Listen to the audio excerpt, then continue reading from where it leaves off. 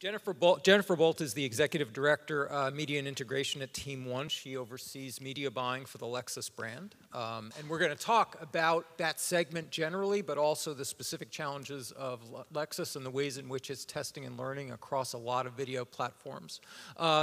Welcome, Jennifer. Thank you for coming. Thank you. Let's start with the broad category and how it's evolved, because we know that digital has had a tremendous impact on the customer journey.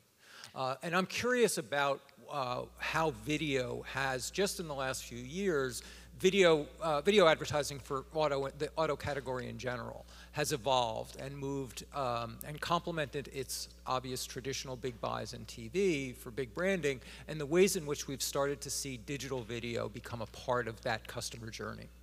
Absolutely. I mean, everyone here in this audience is no stranger to the exponential growth of all the places that you can put video content, and the fact that you can apply data to make it even more relevant and appealing to whoever you're trying to target. So what we find in the auto industry is, as consumer preference is changing and things happen rapidly, as we've seen over the last couple of years with gas prices being lower, and we've seen a dramatic shift in the industry towards SUVs and trucks as opposed to sedans and cars. So that has kind of reshaped the industry overall, and has also given us an opportunity to be able to push different models at different times, whether they have a significant refresh going on for that particular model. You still have to push those sales, and so that content has to go somewhere, and we have to take advantage of that when we can. So we find that with that comes a lot of complexity, as we've been talking about for the last couple of days, and it's complexity not only from a targeting perspective, but also a production perspective when it comes to creative, and how do we make those challenges work in our favor. We are probably at the tip of the iceberg, I would say, in terms of how we're looking at this as a brand and how we're trying to be responsive and react to it. Tell me about the changes in the audience, too. Things like how you are thinking about this new, especially younger audience of cord cutters and cord nevers, and how you need to adapt your strategy to that new audience. Yeah, that, really with that trend and that dynamic going on, and the need for us to appeal to a younger buyer, we definitely have to look outside of the traditional linear television environment.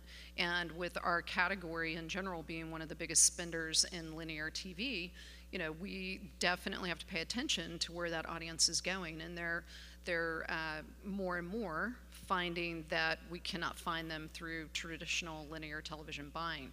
So our options become more about how do we utilize OTT, addressable, programmatic, how do we put all those things to work for us so that we can reach those people when we need to talk to them, and when they're in market, which is most of the time, you're going to find somebody who's in market for a vehicle, and we want to be there and talk to them.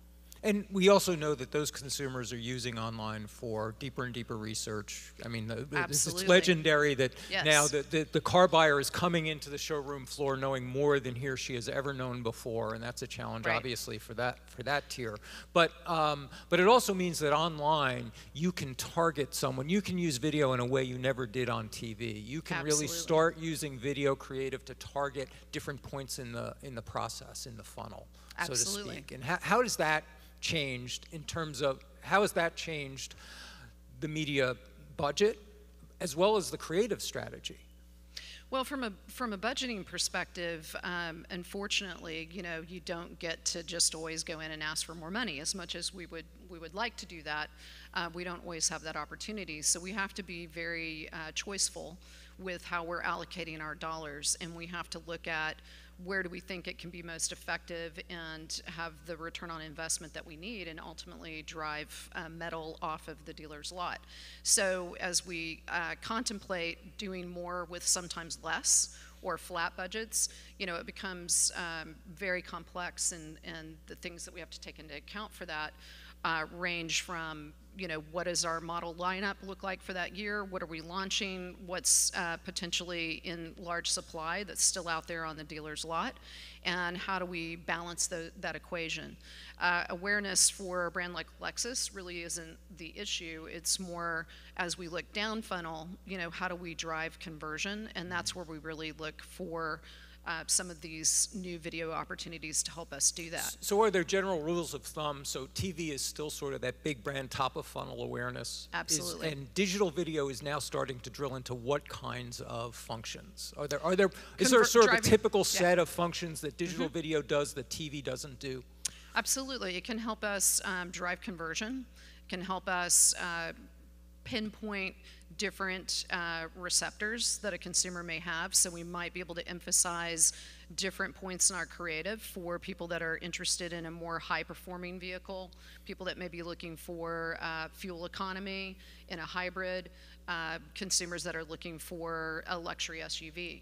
So we have the opportunity to take our creative and kind of dial it in more specifically to the environment as well as what the consumer may be searching for. And our ability to apply DMP, we work with Oracle and Blue Kai, and so our ability to be able to take those audiences out of Oracle and then apply them across some of these OTT properties and addressable really helps us bring all of that together. Yeah, and tell us a little bit about that role that data is playing, how data is being organized. Both at the top levels, and then of course there's a whole issue of how you share data with other parts of the ecosystem. But tell us a little bit about the kind of data now that the auto industry at the top level, a Lexus brand, can start collecting. Sure. And how it can use it. We have, obviously, for years, we've had a plethora of first-party data. We know the people that have bought our vehicles and registered them, people that have come into our website and have also registered as an owner.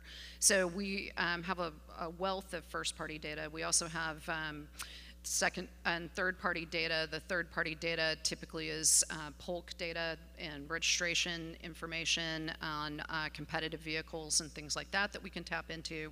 And so we can bring all of that together to our advantage and to be able to utilize that to help us build audience segments. We can look at prospecting, we can look at conquesting, we can take advantage of retargeting.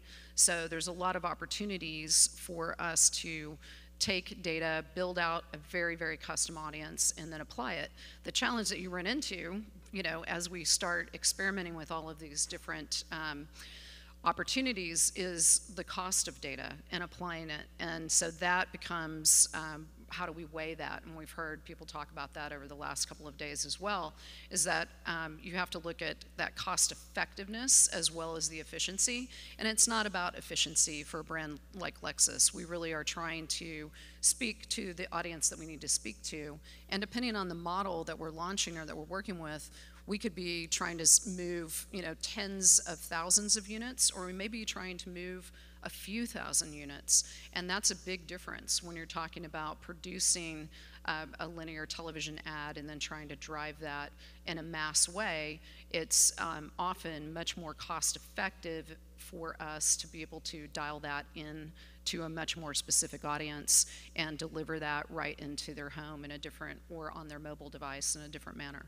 Have particular channels that digital has made available, say like conquesting? I mean, you now have all of these, you have sites like KBB and Blue Book and all of these that now give you the opportunity, and they have ad products all around this idea that when somebody else is looking for a different model of car, and you have the opportunity to hijack them. Right.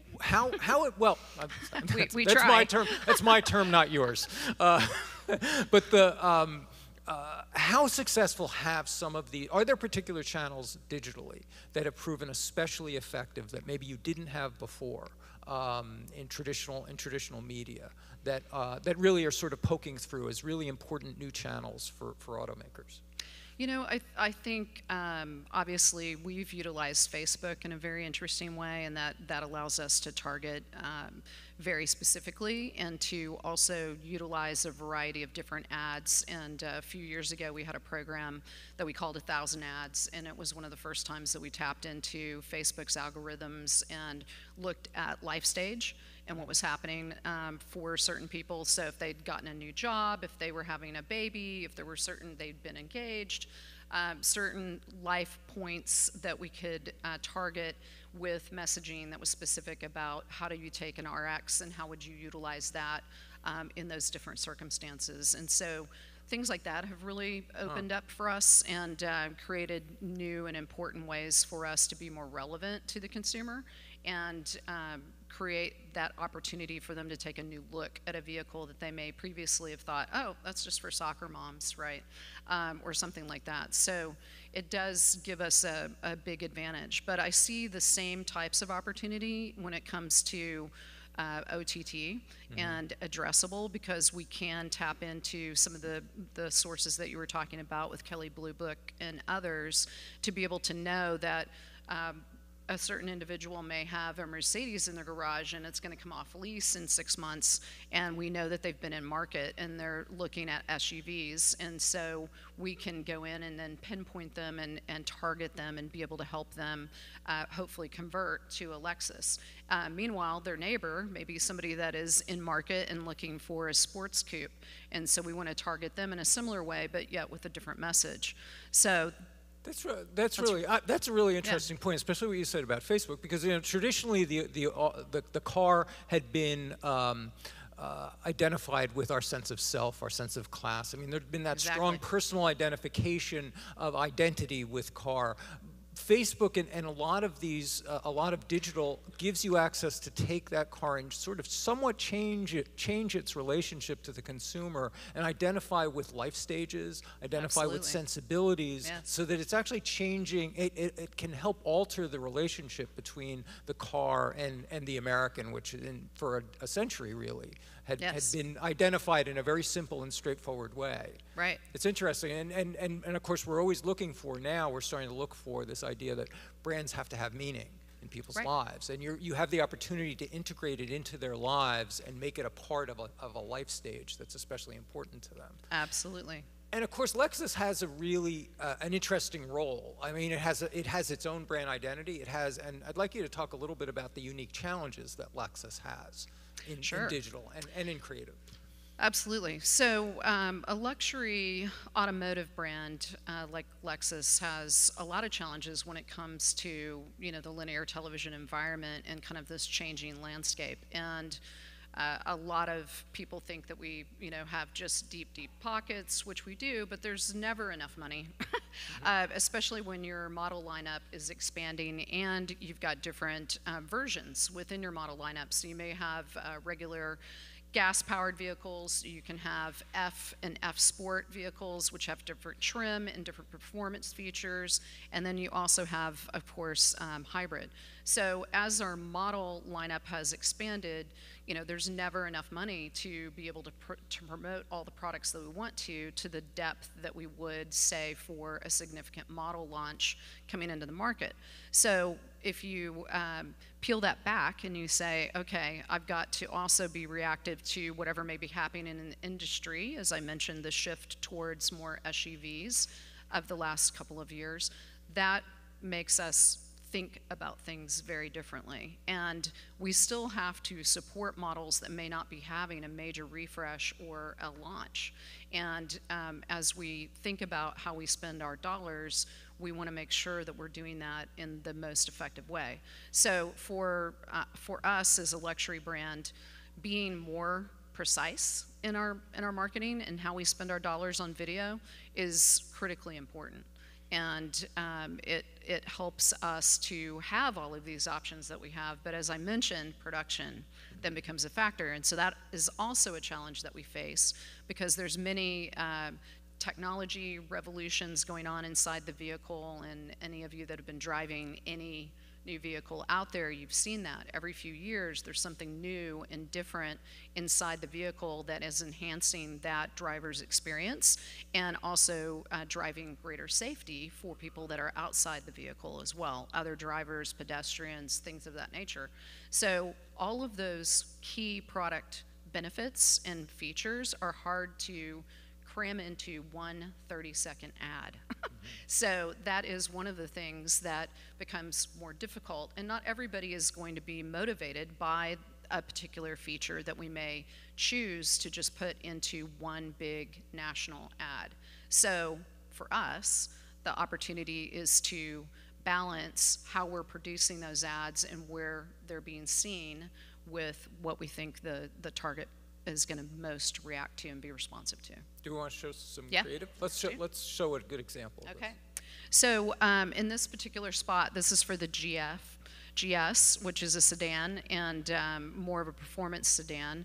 And this one is a 15-second spot that kind of shows some of the benefits of this vehicle. What the road demands, the GS delivers. Experience high performance through high technology in the Lexus GS350 and GS Turbo. Experience amazing. So that one is featuring high performance, the performance of the vehicle, the sport model, as well as the base model.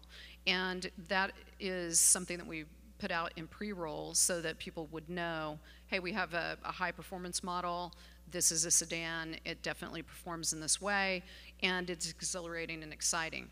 That particular ad didn't even run nationally because we wanted it to run and speak to men in particular that were interested in high performance sedans.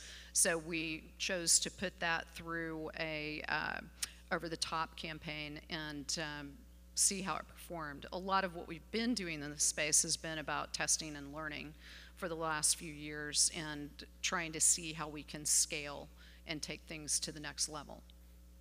Tell us a little bit about this process of testing and learning and how you're organizing it and the kinds of scale of tests that you're doing, the kind of metrics you're putting against the tests so that Sure. you're learning. So, you know, for Lexus, Lexus is a great client. They're one that is very interested in innovation, first to market. They like to test new things. They like to see how it may respond and react for the luxury market. And for us, a lot of times it's just that. The criteria is simply, hey, has anybody else done this in our category? Has anybody else done this period? How can we go to market in a different way and kind of put it out there and see what happens? So it's fun to have a client who is so open to those new types of things. But typically what we're looking for is obviously we want to know if it results in any lift in sales or consideration, or if we're driving incremental reach. If we're able to reach our audience that we wouldn't have been able to reach any other way within our media mix, that's also important. Mm-hmm. So a lot of our tests have been designed around some of those key metrics over the last couple of years to varying degrees of success. We also have a client who is okay with failure, and they know that sometimes things aren't going to go great. Not everything can be a phenomenal success, because in failure we also learn, and some of our biggest opportunities have come from that. You also have the complexity of working with several tiers. I mean, you have to work Definitely. with a whole series of partners. It's not just the Lexus brand, but of course other parts of the supply and sales chain, and they have different priorities. Yes. Your local dealerships, they just want to get feet in the door. Right. Right. So Right. Tell us a little bit about how you navigate that in terms of, say, creative strategy and some of these experimentations. For sure. So, you know, with Tier 1, our primary job is awareness and handling kind of those national launches. And from a Tier 2 perspective, you know, they've got to drive more of that day in, day out demand. But the lines are blurring a little bit in the industry right now because you do have the ability to have a more seamless handoff. So in the past, it seemed like it was a little bit more walled off in terms of here's Tier 1, this is when the job ends. Tier 2, this is when you pick the ball up and you run with it. Now we have an opportunity to drive stronger consideration with what we're doing from a Tier 1 perspective and help make that stronger as you move down the funnel and things launch over to Tier 2. The other thing we can do is we can also track it a lot more effectively than we used to. And the advantage is that Team 1 handles both Tier 1 and Tier 2. So we have seamless ability to kind of watch across everything that we do, and DataZoo is one of our big partners in this, and so they've helped us be able to more seamlessly make sure that what's happening in Tier 1, we're not duplicating in Tier 2, that we are impacting in the right places at the right time in the funnel, and that our dollars are not being duplicated in their efforts. Organizationally, does that mean that you're actually taking more control over what Tier 2 used to do, or that you're, how does that partnership work in terms of data sharing and who's controlling what? I mean, we're fortunate in that, you know, there's a lot of collaboration that happens between the dealers and the manufacturer, and having worked in other Tier 3 industries over the course of my career, this is one of the strongest, most collaborative partnerships I've ever witnessed.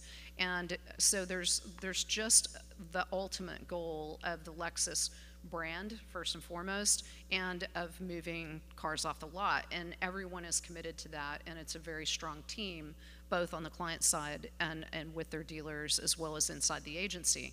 So for us, it's really, while we have dedicated teams at the agency who work on Tier 1 versus Tier 2, you know, it's pretty seamless. I can walk over and talk to my Tier 2 partners.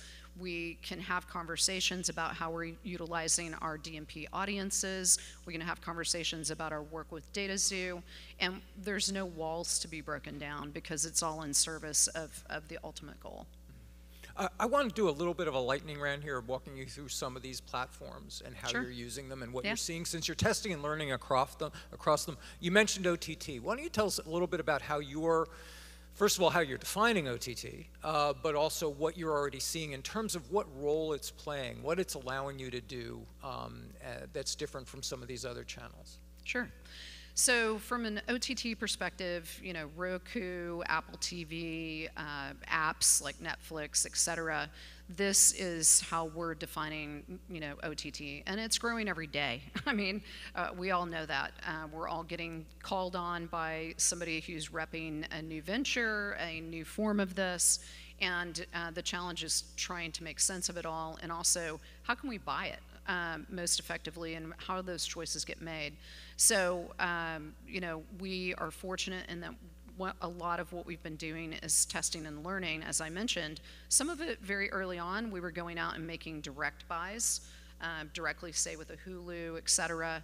That has some advantages to it, but we also have partnerships, as I mentioned, with DataZoo and others, to be able to go and look at that marketplace more effectively and more broadly, so that we can examine it. One of the things as a media professional, and all of us in this room want, is to be able to have some standardization and methodology behind how we evaluate a lot of these properties. And I see people developing platforms to help us do that, and also to buy it much more effectively. I personally want to be able to optimize across the OTT universe and programmatic and addressable.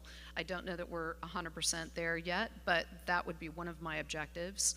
Another one would be to be able to have consistent metrics and be able to have people not grading their own paper, so to speak, and coming back in and telling me, oh, you know, that campaign you did was amazing. You should put more money back into, you know, my particular vehicle. I want to be able to evaluate them all in a very apples to apples comparison, and make sure that we can do that and move money around as we need to. So I think it's coming to that. I think we'll get to that place as advertisers demand more of those things, but those are the conversations that I have. What kind of creative are you tending to put into OTT? Are you pushing your TV creative there? Are you taking the pre-rolls from digital into OTT? Again, it'll vary based on who are we trying to target and what are we trying to accomplish. So I can show you another ad that'll give you an example of that. Okay. So this particular ad is for IS, and there's a very particular audience that you'll see that we're trying to speak to here. She's on the way. Don't worry, I'll be there. Some moments call for action, or boldness, We're almost there. or style. And some require all three. Experience the thrill of the moment with the Lexus IS. Experience amazing at your Lexus dealer. So as you can see, that's one of our 30-second spots. It ran across linear TV, but it also ran in OTT environment, driving a life stage event, right? So it was about an engagement. It's obviously targeting somebody at a very specific point in their lives, but it helped us speak to them. So sometimes we're running 15s that come from more pre-roll environment. Sometimes we're running a 30 that's coming from a television environment. It depends on where we're placing it as to whether we want to utilize something that was specifically created for TV. Is it a lean back environment where somebody might be, binge watching, that type of thing, or is it more where it's a very quick, short form of content and they need to get information and move on quickly? And I finally, there's a lot more we can talk about, but I do want to mention, ask about addressable, because it seems, at least theoretically, addressable would be an important channel for you guys, especially considering Tier 2 and its local presence. How are you using it? Is there a unique creative mix there? And how are you using it? How do you find that channel right now? I mean, the creative mix is really, as I mentioned earlier, the example of one household on a street may be in market for an SUV, the house next door may be in market for a luxury coupe, sports coupe. So we would drive different creative to those places depending on what we're trying to accomplish. But I would say, excuse me, we have a lot of work to do in this area when it comes to really tapping into creative and how do we maximize our production budget. That is our single biggest challenge at this particular point in time, because we want to be able to promote different features of different vehicles to different parties at different times. But the complexity that brings and the cost that brings, because obviously, as you can see, these are high production value creative units, and that is a challenge. We have a plethora of media partners and others who will come forward every single day and say, we can develop ads for you and we can help you solve this, but they don't often get the brand equity, they don't get the premium feel right, they don't understand what really drives the Lexus brand the same way that the agency does, and so that remains a challenge. Yeah, and are you seeing in the early tests of addressable that creative makes all the difference? And Absolutely. So it's really important, if you're going to use addressable, to actually make those highly contoured messages and really address those different households very differently. Yes, according to where they are. As much as you can. And what we haven't talked about here really is connecting it all together, right? Because frequency is important. We've talked about that. Frequency capping, sequential messaging, which is something that we don't yet have in a lot of these places and spaces. We do when it comes to our digital buys and digital video in that vein, but when we're talking about sequential messaging across, hey, I ran this ad in connected television, now I know that now I'm following you to your display ads or your pre-roll within Facebook, wherever it may be. I want to be able to make sure that I'm not overwhelming the consumer and having them have a feeling of, I've already seen that, please, go away. So. Yeah. It sounds like, and to go back to that, the creative piece, that you've got all these technology solutions that are coming out. You're saying, oh, we've got dynamic creative solutions. Right. We can knit this together in the machine. That it really doesn't solve your problem. That especially with a brand like Lexus, production values are primary. Absolutely. All along the way. Yes. And just the quality of the ads communicates a great deal about the brand. We're optimistic that we'll come up with a solution, but I have to say that it's not one that we've solved yet. So we look forward to. We have time for questions. If anybody has a question, I see one in back. Hi, Rob Aho, Braeburner Cox. Thank you. Very interesting.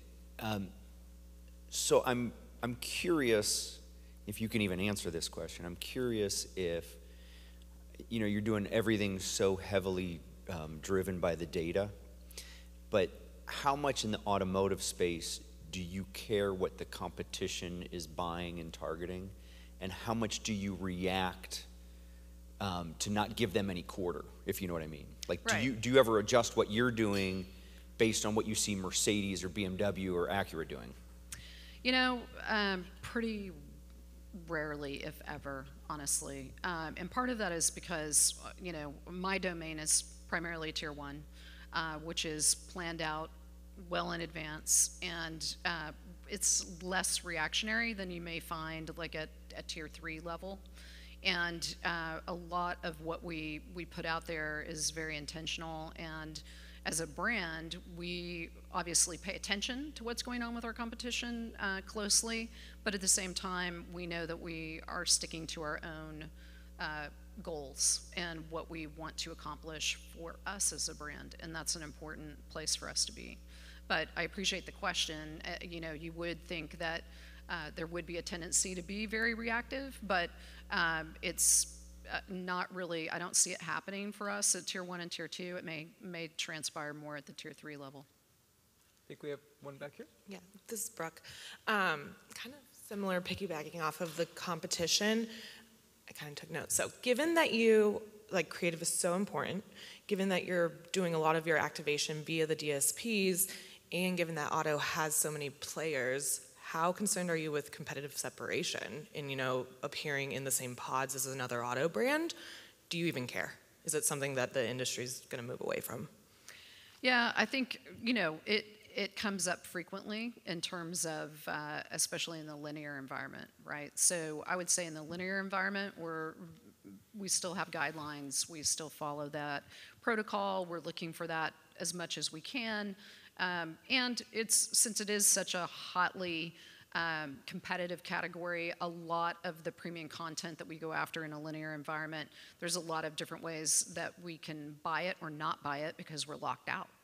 So that becomes a factor. We have not run into that quite yet when it comes to these new places and spaces, addressable, OTT, et cetera. We obviously have conversations with our partners about that as we enter the market, but it's not yet become something that is on the same level as what you find in the linear environment.